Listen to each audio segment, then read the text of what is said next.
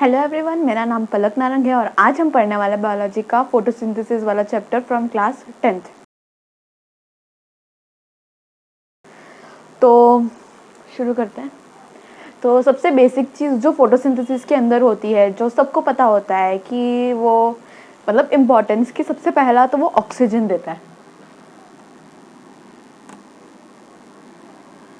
वही बेसिक कि प्लांट्स हम लोगों को ऑक्सीजन प्रोवाइड करते हैं। कहाँ से ऑक्सीजन प्रोवाइड करते हैं? फोटोसिंथेसिस की प्रोसेस के थ्रू से। ऑक्सीजन ऑल्दो उसका एक बाय प्रोडक्ट होता है, वो एक्चुअल प्रोडक्ट नहीं होता, मतलब वो बनाना कुछ और चाहता है, लेकिन साथ में ऑक्सीजन बन जाता है। बट वो काम हम सब के, I mean all living organisms के आता है। दूसरी चीज़ जो सबसे इम्पॉर्टेंट है, जो फोटोसिंथेसिस के थ्रू ही होती है, वो है फूड।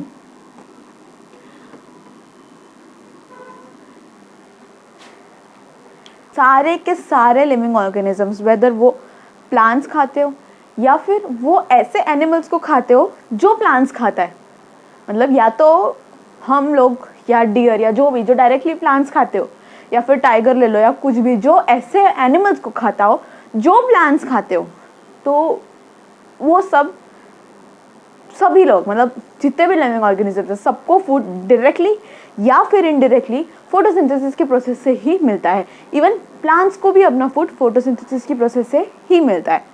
तो बस यही थोड़ी बहुत बेसिक चीज़ें हैं। और वो सबसे इम्पॉर्टेंट, फोटोसिंथेसिस की प्रोसेस कैसे होती है? कार्बन डाइऑक्साइड जो एटमॉस्फेयर के अंदर होती है, उसके साथ साथ वाटर, लाइट एनर्जी, सनलाइट के थ्रू, क्लोरोफिल, इन सब का यूज़ करके फोटोसिंथेसिस का प्रोसेस होता है। और दो चीज़ बनती है, जो कि ग्लूकोज या स्टार्च और ऑक्सीजन।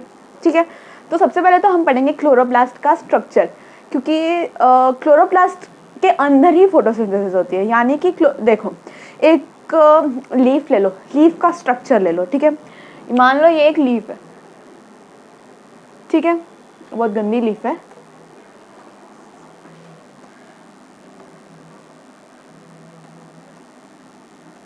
सबसे पहले मैं पूरा स्ट्रक्चर पे ध्यान दूंगी, पूरा का पूरा बाइफर्केशन करूंगी कि किसके अंदर क्या है, किसके अंदर क्या है। उसके बाद हम डिटेल्स पे जाएंगे अंदर। ठीक है, तो प्लांट है, उसका ये लीफ है। ठीक है, अब इस लीफ को अगर मैं काटूं और उसको काट करके देखूं, फॉर एन एग्जाम्पल मैंने काट लिया, एक तो ये लीफ भी बड़ी गंदी बनी है, ऐसी लीफ होती है, ये ऊपर का पार्ट है, ये नीचे का पार्ट ऐसे रखी हुई है, ऐसा मान लो। तो मैं उसको काटूंगी नहीं, इन शॉर्ट जूम कर लूंगी, ऐसा मान लो। अगर जूम करके मैं ये वाला पार्ट इसका देखती हूँ, समझ में आ रहा है? फॉर एन एग्जाम्पल, ये एक पेपर है, ठीक है, ये ऐसे पूरी एक लीफ है, ये लीफ है जैसे ये प्लांट पे लटकी हुई है। तो मैंने क्या किया, इसको साइड पे से, तो ये पेपर भी नहीं पकड़ा जा रहा, साइड पे से मैंने इसको जूम करके देखा, तो वो कैसा दिखेगा? वो ऐसा दिखेगा।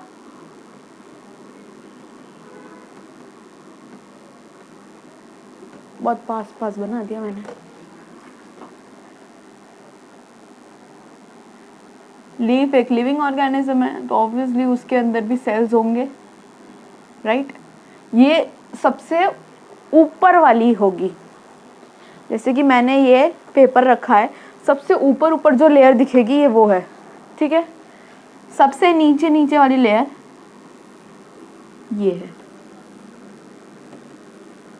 क्योंकि ये सबसे ऊपर है तो इसको ऑब्वियसली, बहुत बेसिक, सबसे ऊपर है तो इसका नाम है अपर एपिडर्मिस।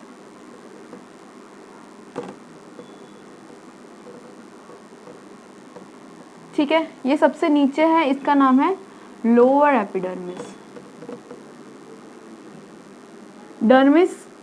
एपिडर्मिस मतलब, एपिडर्मिस का मतलब ही ये होता है कि आउटर मोस्ट लेयर। अब अपर एपिडर्मिस का मतलब सबसे ऊपर वाली जगह की आउटर मोस्ट लेयर, जैसे ये। लोअर एपिडर्मिस का मतलब सबसे नीचे वाली जगह की आउटर मोस्ट लेयर। ठीक है, अब इसके अंदर और भी सेल्स होते हैं, टिश्यूज या सेल जो भी बोल सकते हैं, जिसको हम बोलते हैं मीजोफिल। मीजोफिल स्टिल दो पार्ट में डिवाइड होता है, मैं बना के बताती हूँ।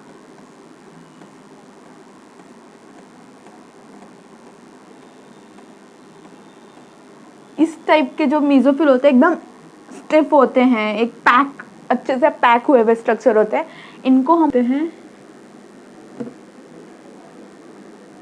पैलेसाइड मेसोफिल, ठीक है। अब इसके नीचे बहुत ही सॉफ्ट और स्पॉन्जी टिश्यू होता है जो बहुत टाइटली पैक्ड नहीं होता है, you can say loosely packed होता है। तो एज इट्स कैरेक्टरिस्टिक्स सजेस्ट, ये है स्पॉन्जी मेसोफिल।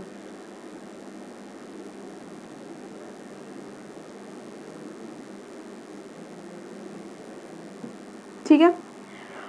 अब मेसोफिल ऐसी सेल्स है, पहले upper epidermis, palisade mesophyll, spongy mesophyll, lower epidermis. इसी तरीके की लीफ की पोजीशनिंग होती है। जो सन को फेस करता है वो ये वाला पार्ट होता है, जो नीचे की तरफ होता है वो ये वाला पार्ट होता है, ठीक है। अब क्लोरोप्लास्ट जो होता है वो एक सेल ऑर्गेनल होता है। सेल ऑर्गेनल किसके अंदर प्रेजेंट होता है? एक सेल के अंदर। तो क्लोरोप्लास्ट ऐसी कौन सी सेल के अंदर प्रेजेंट है? क्लोरोप्लास्ट प्रेजेंट है मेसोफिल सेल्स के अंदर। तो कौन से मेसोफिल सेल्स के अंदर? पैलेसाइड में होगा कि स्पॉन्जी में होगा? इनफैक्ट दोनों में होता है। उससे ज़्यादा इम्पॉर्टेंट, एक मेसोफिल सेल के अंदर 40 to 50 क्लोरोप्लास्ट होते हैं।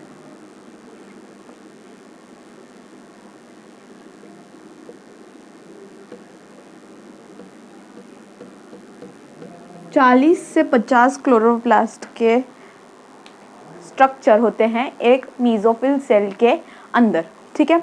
ये हुआ लीफ का स्ट्रक्चर। इसके अंदर मान लो मैंने ये वाला मेसोफिल ले लिया, इसके अंदर 40-50 ऐसे मैंने डॉटेड स्ट्रक्चर बना दिए, वो है हमारे क्लोरोप्लास्ट, ठीक है।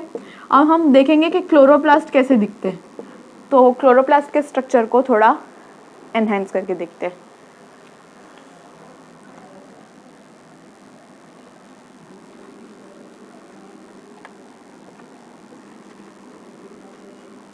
क्लोरोप्लास्ट एक डबल मेम्ब्रेन सेल ऑर्गेनल होता है। एकदम हाइपोथेटिक स्ट्रक्चर बनाऊंगी मैं। डबल मेम्ब्रेन है तो जैसे कि नाम बता रहा है हमको, तो हमको मेम्ब्रेन भी दो बनानी है। डबल मेम्ब्रेन बोल रहा है तो दो मेम्ब्रेन बनाओ। मैं पहले लिख देती हूँ, ये डबल मेम्ब्रेन होती है, ठीक है। अब क्लोरोप्लास्ट के अंदर बहुत सारे स्ट्रक्चर्स होते हैं, राइट। तो एक ऐसा कॉइन लाइक स्ट्रक्चर होता है जिसको हम बोलते हैं थाइलाकॉइड। क्या बोलते हैं? थाइलाकॉइड। क्लोरोप्लास्ट डबल मेम्ब्रेन होता है। तो क्लोरोप्लास्ट एक डबल मेम्ब्रेन स्ट्रक्चर होता है जिसके अंदर एक कॉइन जैसा स्ट्रक्चर प्रेजेंट, क्या बोला मैंने? क्लोरोप्लास्ट डबल मेम्ब्रेन स्ट्रक्चर होता है जिसके अंदर एक कॉइन जैसा स्ट्रक्चर बोल सकते हैं, थाइलाकॉइड होता है, ठीक है। थाइलाकॉइड एक नहीं होता, खाली ऐसे है ना, एक कॉइन है, इसके नीचे एक और कॉइन होगा, इसके नीचे एक और कॉइन होगा, ऐसे स्टैक में पाइल अप हो जाते हैं। और ये पूरा स्टैक होता है पूरा का पूरा, इसको हम बोलते हैं ग्रेना, ठीक है। थाइलाकॉइड एक कॉइन लाइक स्ट्रक्चर होता है जो एक के ऊपर एक प्रेजेंट होता है, और सारे पूरा मिल के स्ट्रक्चर हम उसे बोलते हैं ग्रेना। एक ही ग्रेना नहीं होता, और भी बहुत सारे ग्रेन होते हैं। तो बेसिकली बहुत सारे थाइलाकॉइड होते हैं।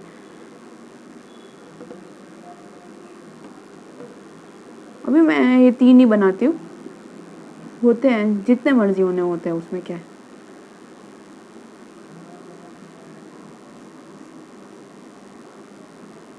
ठीक है। अब ये सारी चीज़ें जिस भी मीडियम में प्रेजेंट है, फॉर एन एग्जांपल अगर मैं डब्बे के अंदर मान लो ऐसे मैंने एक बॉक्स लिया, कार्डबोर्ड का बॉक्स, उसके अंदर मैंने ऐसे कॉइन को स्टैक कर दिया, एक के ऊपर एक कॉइन रख दिया, उसको सेलो टेप लगा दी और बॉक्स के अंदर रख दिया, ठीक है।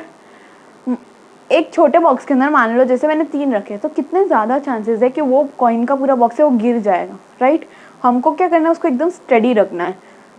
तो हम उसके अंदर ऐसा कुछ भर देंगे जिस वजह से वो एकदम स्टडी रहेगा, नीचे नहीं गिरेगा। तो सबसे बेस्ट ऑप्शन एटलीस्ट, तो हम उसके अंदर कुछ भी भर सकते हैं। मान लो मैंने जली भर दी, कार्डबोर्ड का बॉक्स नहीं, ग्लास का बॉक्स रख दो। मान लो मैंने एक जेलेटिन टाइप या कुछ भी जली जैसा सब्सटेंस है वो मैंने उसके अंदर डाल दिया, तो पूरा एकदम एक से स्टर्डी हो जाएगा, और थाइलाकॉइड मतलब जो भी मेरा कॉइन का जो पैक है पाइलअप किया हुआ, वो गिरेगा नहीं नीचे, एकदम ऐसे स्टिक रहेगा। सेम यहाँ पे जो थाइलाकॉइड का पूरा पैक होता है जिसको हम ग्रेना बोलते हैं, जो दूसरों के साथ भी कनेक्ट होता है, वो भी सीधे रहते हैं, वो गिरते थोड़ी है। तो सीधे कैसे रहते हैं? उसके अंदर जो सब्सटेंस होता है ग्राउंड कोई भी ऐसी जो चीज़ होती है जिसके ऊपर बाकी सारे स्ट्रक्चर्स प्रेजेंट होते हैं उसको हम बोलते हैं ग्राउंड सब्सटेंस, ठीक है, बायो में। तो कोई भी इस तरीके, कोई भी क्या, क्लोरोप्लास्ट का जो ग्राउंड सब्सटेंस है वो होता है स्ट्रोमा, ठीक है। क्लोरोप्लास्ट के ग्राउंड सब्सटेंस को बोलते हैं हम स्ट्रोमा। ये हुआ क्लोरोप्लास्ट का स्ट्रक्चर।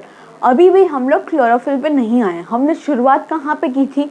लीफ से। लीफ का हमने स्ट्रक्चर तोड़ा, upper epidermis, palisade mesophyll, spongy mesophyll और लोअर एपिडर्मिस, उसको हमने फिर से तोड़ा, मेसोफिल के अंदर देखा तो हमने देखा कैसे 40 से 50 क्लोरोप्लास्ट के स्ट्रक्चर होते हैं।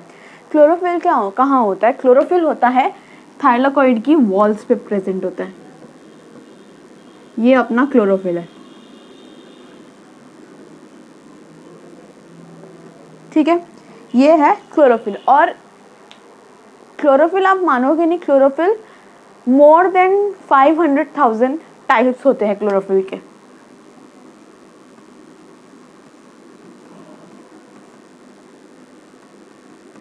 जिसमें से जो सबसे कॉमन टाइप है, सबसे कॉमन और इनफैक्ट सबसे ज़्यादा प्लांट्स में पाया जाता है वो होता है क्लोरोफिल ए और क्लोरोफिल बी। ये सबसे ज़्यादा अबंडेंट होता है ग्रीन प्लांट्स में। ऑब्वियसली फोटोसिंथेसिस ग्रीन प्लांट्स ही करते हैं। और एक और चीज़ मुझे क्लोरोफिल के बारे में बतानी है, स्पेस है। क्लोरोफिल क्लोरोफिल ग्रीन कलर का होता है, इसीलिए क्लोरोप्लास्ट भी ग्रीन कलर का होता है।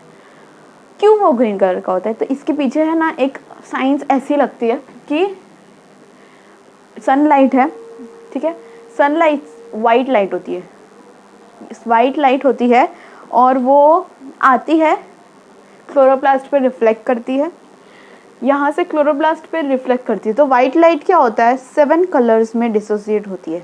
प्रिज्म आपने शायद पढ़ा है या नहीं पढ़ा, मुझे नहीं पता, फिजिक्स में पढ़ाते हैं, विबग्योर, ठीक है। तो वही बेसिक, ऐसा कुछ नहीं है। तो वाइट लाइट जो आती है उसमें से रेड लाइट या ब्लू लाइट, ये सब जो लाइट्स होती है ना, वो क्लोरोफिल अपने अंदर अब्जॉर्ब कर लेता है। वो उसी एनर्जी के थ्रू फोटोसिंथेसिस करता है। लाइट एक एनर्जी है, राइट, लाइट एनर्जी ऐसा मेंशन करते हैं फोटोसिंथेसिस में। तो ये सन है, सन से जो वाइट लाइट आ रही है उसमें से जो रेड और ब्लू कलर का पार्ट है वो क्लोरोफिल ने अपने अंदर ले लिया फोटोसिंथेसिस करने के लिए। बचा क्या? ग्रीन वाला पार्ट। तो वो ग्रीन वाला जो पार्ट है ना, वो उसको चाहिए ही नहीं, तो वो वापस दे देते कि भाई मुझे नहीं चाहिए, तुम ले लो। अब मैं जो वापस दूंगी मैं वही कलर की दिखूंगी, राइट। तो क्लोरोफिल जो कलर रिफ्लेक्ट कर देता है बाहर, वो कलर का वो दिखता है। क्लोरोफिल को चाहिए क्या होता है? ब्लू और ग्रीन कलर की, ब्लू और रेड कलर की लाइट चाहिए होती है। रिफ्लेक्ट क्या कर देता है? ग्रीन कलर की लाइट रिफ्लेक्ट कर देता है, इसलिए क्लोरोफिल का कलर क्या होता है? ग्रीन होता है। अब समझ में आया? तो इसीलिए ग्रीन प्लांट्स ही होते हैं जिनके अंदर क्लोरोफिल होता है और वही लोग फोटोसिंथेसिस कर सकते हैं, ठीक है। सो कुछ और 2-3 पॉइंट्स एक्स्ट्रा है, वो मैं आपको बता देती हूँ जो डायग्राम के अलावा है, ठीक है। सबसे पहला पॉइंट ये है कि क्लोरोप्लास्ट मेसोफिल सेल्स के अंदर तो प्रेजेंट होता ही होता है, और भी जगहों पे प्रेजेंट होता है। जैसे कि जो यंग प्लांट्स होते हैं, न्यूली जो बॉर्न यंग प्लांट्स होते हैं, उनकी स्टेम क्या होती है? ग्रीन कलर की होती है। तो वो उनकी स्टेम के जो आउटर सरफेस होता है ना, उधर प्रेजेंट होते हैं क्लोरोप्लास्ट। और साथ ही साथ क्लोरोप्लास्ट गार्ड सेल्स के अंदर भी प्रेजेंट होते हैं। गार्ड सेल्स के बारे में डिटेल हम तब पढ़ेंगे जब हम स्टोमेटा के बारे में पढ़ेंगे, बट लेकिन अभी एक थोड़ा सा रिव्यू, मतलब थोड़ा बहुत ऐसे बता दूँ तो गार्ड सेल्स एक सेल्स होते हैं जो स्टोमेटा के अंदर होते हैं, जो गैसेस का आवन जावन चलता है जिसकी वजह से, ठीक है। तो कहाँ कहाँ पे क्लोरोप्लास्ट प्रेजेंट हो सकता है? गार्ड सेल्स, मेसोफिल सेल्स जो कि पैलिसाइड या स्पॉन्जी दोनों हो सकते हैं, और प्लांट के यंग स्टेम्स, ठीक है। और एक पॉइंट ये है कि क्लोरोफिल बहुत ही ज़्यादा लाइट सेंसिटिव होता है, राइट। तो फॉर एन एग्जांपल हम जो ग्रासेस देखते हैं, अगर जहाँ पे बहुत ज़्यादा शेड्स आती है, ऊपर बहुत ज़्यादा ट्रीज़ होते हैं, तो नीचे की ग्रासेस को ना सनलाइट नहीं लगती, तो वहाँ की जो क्लोरोफिल है ना वो डिग्रेड होने शुरू हो जाता है, जिसकी वजह से वो ग्रास का कलर येलो होता रहता है, ग्रीन से हटके येलो होता जाता है। क्यों येलो हो रहा है? क्योंकि क्लोरोफिल नहीं बन रहा, क्लोरोफिल बन भी नहीं रहा है, ऊपर से क्लोरोफिल डिग्रेड भी हो रहा है। दोनों चीज़ें एक साथ हो रही है, तो इन शॉर्ट क्लोरोफिल नहीं है, क्लोरोफिल नहीं है तो ग्रीन कलर नहीं है, ग्रीन कलर नहीं है तो येलो कलर है, ऐसा। ठीक है, ये दूसरा पॉइंट है। पहला पॉइंट हमने पढ़ा कि क्लोरोप्लास्ट कहाँ कहाँ पे होता है। एक गार्ड सेल्स में होता है, दूसरा यंग स्टेम्स में होता है, उनकी आउटर लाइनिंग में होता है, एकदम अंदर अंदर तक नहीं होता। तीसरा जो हमने ऑलरेडी पढ़ लिया, मीजोफिल सेल्स।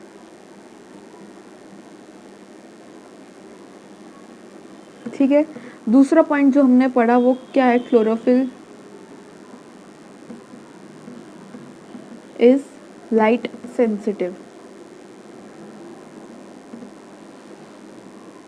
राइट। एक और पॉइंट, क्लोरोफिल एक टाइप का केमिकल कंपाउंड होता है, राइट।